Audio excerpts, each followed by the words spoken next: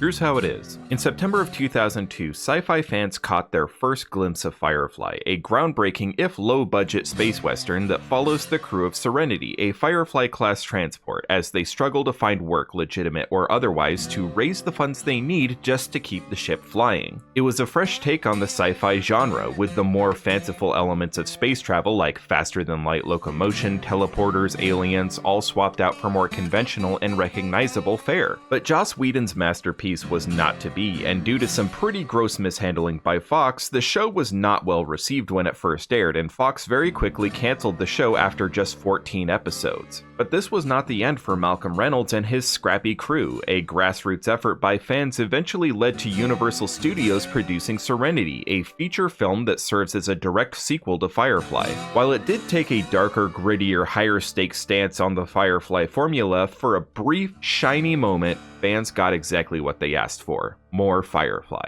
It was this success that unfortunately gave birth to something dark, to a narrative that I often see throughout the science fiction fandom space: the cult of the resurrected Firefly. Throughout the mid-2000s and even as late as 2020, there have been pushes, successful enough for publishers and producers to at least be addressed publicly, to bring Firefly back. Even as recently as the past few months, actors and producers from the show have made illusions that a sequel is in the works. Since Serenity aired in 2005, there have been attempts to write additional series, films, novels, comic books, and video games, all begging for just another glimpse into the crew that we came to adore, and the ship that kept them safe. Very few of these have made any significant progress. Now, I consider myself a browncoat through and through. It's one of the few franchises that I can come back to over and over again without getting jaded or picking apart all the inconsistencies, plot holes, or plot armor. Now, those elements are definitely there. I don't pretend that Firefly and Serenity are perfect, but they're not nearly so bad when compared to, say,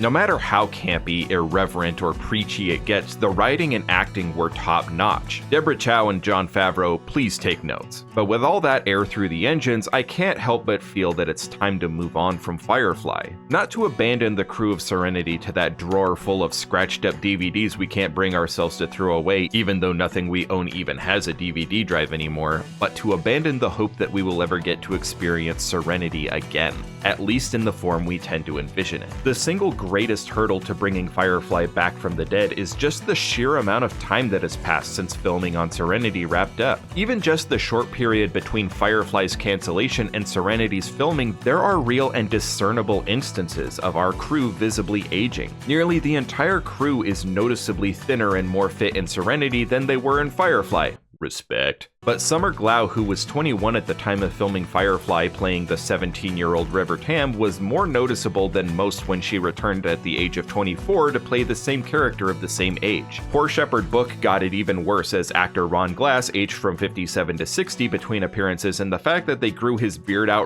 really didn't help him look any younger. Now take those 3 years that separated Firefly from Serenity. They're noticeable, but easily explained away. Wash got ripped in the 6 months of in-universe time that elapsed so he could start doing his share of on-ground missions. Malcolm got depressed and stopped eating when Inara left. River is still recovering from the experiments that were done to her. You get the picture. But here today, we are not separated by 3 real-world years. We are separated by 18. 21 if you're counting back to Firefly instead of Serenity, since you know both are supposed to take place in the same in-universe year. The gap we are expected to explain away is old enough to vote, smoke, and drink for itself. You can't just plop the crew of Serenity back where we left them and carry on, especially when for the past 5 years Nathan Fillion has had a starring role in a TV series that makes fun of the fact that he's getting on up there in years. Now, the aging actors may be the biggest hurdle, but it's definitely not insurmountable. In fact, there are several solutions to this problem. However, each of these solutions cause more problems with continuity that can't be so easily addressed. For instance, you could do a full reboot or prequel including recasting the characters, but that almost never ends well. Either the new characters spend the majority of their efforts attempting to imitate those that came before to the detriment of bringing anything new to the table, then it just feels like you're watching your high school senior class try to put on Firefly the play, or they'll try to make the role their own, but ultimately create a character who isn't really recognizable to the OG fans. A perfect example here is Solo, contrasting Alden Ehrenreich's this guy's unrecognizable portrayal of Han Solo against Donald Glover's spot-on impersonation of Lando Calrissian. Now don't get me wrong, I love Donald Glover and his performance as Lando is probably his finest performance, but these two contrasting portrayals didn't mesh well together, and neither of these really felt authentic to the original. You could always try to pull an Obi-Wan Kenobi and make actors in their 40s and 50s try to play teenagers and 20-somethings. Who's gonna notice? Gray noticed that, Gosa. Or you could do what any sane person who was burdened with an abundance of education would do, and simply write a script that acknowledges the current age of the actors. We can pick up a decade or two later with Zoe, Mal, River, Simon, and Kaylee.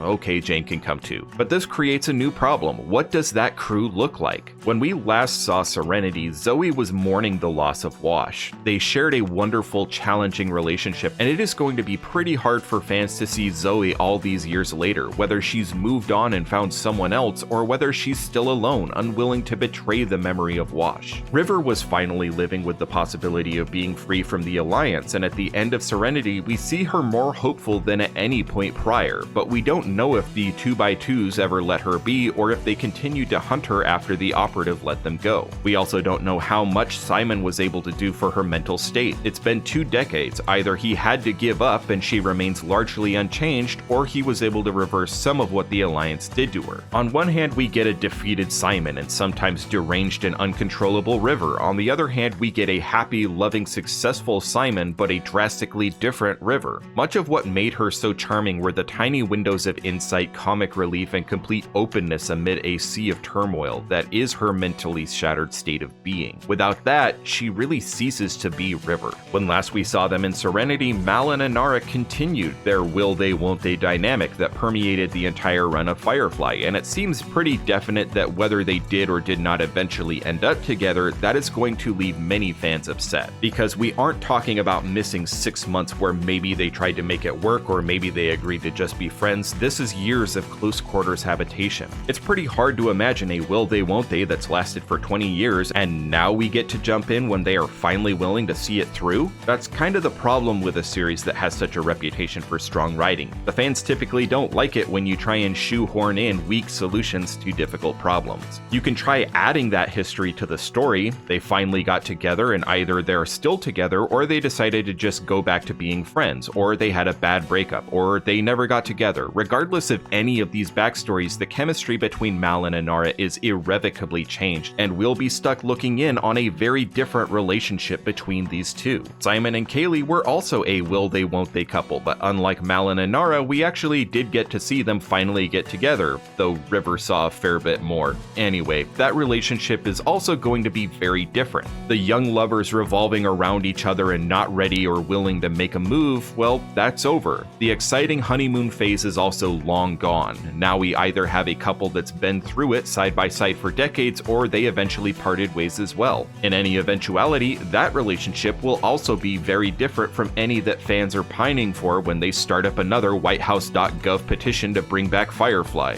I wish that was a joke. I really do. There's also a question, after all this time, are there children aboard Serenity? Simon and Kaylee could have easily been baby-making throughout this period. There's a remote possibility that Zoe could have become pregnant shortly before Wash's death. They did, after all, discuss having children toward the end of Firefly. There could be a teenage Wash Jr. raising hell and running around the ship. Pretty much anyone on the crew could have either hooked up or found someone else planetside and had kids who are now traveling with them. So is there now a multi-generational dynamic between the crew? This was somewhat present between Shepard, Book, and River, but one of the central themes of Firefly has always been a chosen or found family dynamic, not a born-to family. This could fundamentally change Serenity, and though it's not a bad thing by any stretch, it makes for a completely different paradigm from what the Bring Firefly Back crowd has probably envisioned. This also brings up the difficult reality of who is now missing from the crew. Shepard Book was a necessary counterpart to Mal and River. Book was the only person other than Simon with the patience to handle River's behavior. He was the only one who could help focus Mal when he got a fool notion in his head, or the wisdom and experience to keep the crew focused in Mal's absence. You can't just throw another Shepard into his shoes or some other wizened old man into his place. It just won't work, and fans won't stand for it. That entire dynamic is broken and would be extremely difficult to find a new character who could take Book's place. Wash's death hit hard in Serenity, and though he was little more more than comic relief and a counter to Jane's serious intensity, you can't just throw another funny pilot into the cockpit to start playing with dinosaurs, though Seth Green playing another Joker-type role is a very enticing proposition.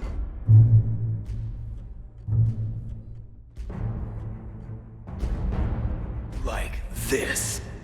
It's joking time. But with that said, Alan Tudyk is irreplaceable, gorammit. Now there is a way around the age of the crew forcing a sequel that takes place years down the road, and that's to simply move on to a different medium. There are comics and novels that were mentioned earlier, and you could get all the actors back for animated series or video games. That would let them pick right back up where Firefly or Serenity left off. But this solution is also problematic. Voiceover acting is quite different from stage acting. It's not a simple matter to just take someone who was trained to act with their whole body and play off interactions with other actors, sit them in front of a microphone and say, "Be Mal," or "Go do Jane stuff." There's also the sad fact that Ron Glass passed away in 2016, leaving Shepherd Book's shoes irreversibly empty. They could try using AI to replicate Glass's voice like Disney did with James Earl Jones in Obi-Wan Kenobi, but something about that feels like an insult to Glass's memory. There is also the unfortunate truth that consumers of one medium don't necessarily have the interests that allow them to consume another. Not everyone is going to enjoy reading a Firefly novel the same way they did the TV show. In fact, I'd posit that nobody is going to enjoy the novel the same way. We can picture all the elements we grew to love in the show as they fly off the pages, but what about new objects, people, places we never got to see? It's our job to build those objects in our mind's eye, and let's face it, not everyone is the creative type who likes imagining stuff. How do you deliver the rapid wit that defines Firefly when the consumer has the reading comprehension commensurate with Jane? Well, that you get this soon in your travels.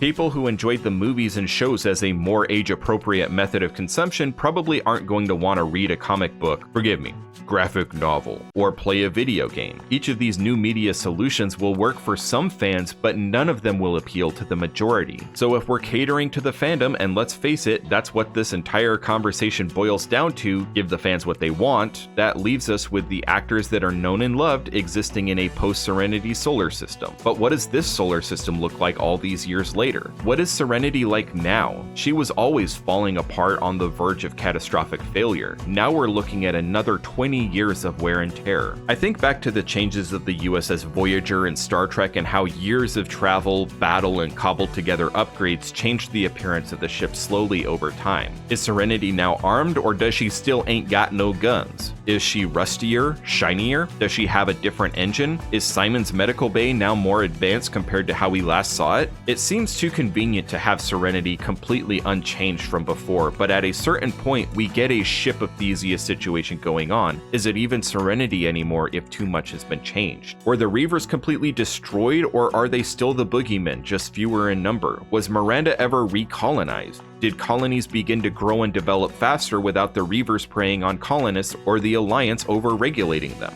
How much of the Alliance fleet survived the battle with Reavers? Did the population rebel after the news of Miranda was spread? With the Alliance weakened from the Reavers, did these new browncoats successfully secede? Are the two sides now locked in the middle of a Cold War, an active conflict? Does the Alliance still spray paint Federation armor purple and call it a day? Is the universe safer, more dangerous, more orderly, more lawless, more equal, more stratified, more harmonious, more polarized? The events of Serenity created a massive problem for Bring It Back fans, and that is, it was too upsetting to the societal balance of the solar system. If we had received a resurrection of Firefly in the immediate wake of Serenity, this could have allowed us to negotiate that period of extreme social and political change gradually through the eyes of Serenity. But now a sequel would by necessity depict a whole new universe and may as well be a spiritual successor to Firefly, very different from the one we also desperately desire to continue exploring. Imagine how disorienting it would be to find Badger is now a respected government official on Ariel, or now Patience's daughter is now the leader of a city with thousands of sophisticated residents and has her own planetary defense fleet. The core worlds are now crime-ridden slums ruled over by independent warlords, or Monty chose to grow back his soup catcher. It's just not the world that most fans are looking for, but it is the one that by necessity would have to exist. The unfortunate truth is that fans who are continuing to beg for more Firefly have lost sense of the fact that it is now entirely too late. The slow erosion of time has wiped away one by one the things that can be brought back into a new Firefly story, enough that any new attempts to revive it will simply result in a universe that is no longer familiar to us. It's not that we shouldn't get new stories set in the Firefly universe, it's simply that any stories that can be effectively conveyed will not be what Firefly fans have romanticized ever since they left the cinema feeling once again empty at the end of Serenity. I think it's time to finally move on. It's time to cherish what we had instead of mourning what we didn't get. Serenity has carried us through the difficult times, but now it's the real world we have to survive. She steered us when we aimed to misbehave. She kept us safe and let us know when she was ready to keel. We treated her proper, and she'll be with us for the rest of our lives. But it is time for the Firefly to sail. She's a leaf on the wind. See how she soars. Few quick things. First, if you enjoyed the video, a like lets us know if I should make more content like this or if I should just stick to Star Wars and Mass Effect stuff. Also, this channel technically discusses lots of sci-fi content, but we're mostly Star Wars and Mass Effect stuff at the moment. On the very remote chance you're into gaming and like Fallout, we have a second channel which goes way into nerdy depths discussing various lore and mechanics found in Fallout games. Feel free to check it out. If you're still watching, thank you, it means a lot, and stay shiny.